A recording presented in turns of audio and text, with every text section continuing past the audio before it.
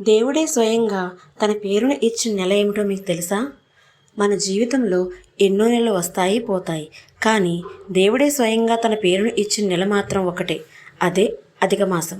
ఒకప్పుడు అందరూ మలమాసం అంటూ తక్కువగా చూసిన ఈ మాసం శ్రీ మహావిష్ణువుని ఆశ్రయించిందట. అప్పుడు స్వామి ఇలా అన్నారట, ఇప్పటి నుంచి నువ్వు సాధారణ మాసం కాదు, నా పేరుతో పిలువబడే పురుషోత్తం మాసం అని. అందుకే ఈ నెలలో చేసిన చిన్న దీపారాధనైనా, ఒక్క నామస్మరణైనా, ఒక్క అన్నదానమైనా భగవంతుడు ఎంతో ప్రేమతో స్వీకరిస్తారని పురాణాలు చెబుతున్నాయి.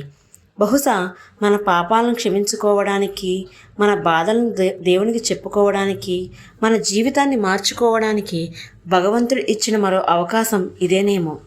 అందుకే ఈ అధిక మాసంలో కోపం తగ్గించి దేవుణ్ణి స్మరిద్దాం, ఒక దీపాన్ని వెలిగిద్దాం. ఈ పవిత్రమైన అధిక మాసం మహిమ అందరికీ తెలియాలి అనుకుంటే ఈ వీడియోని లైక్ చేయండి.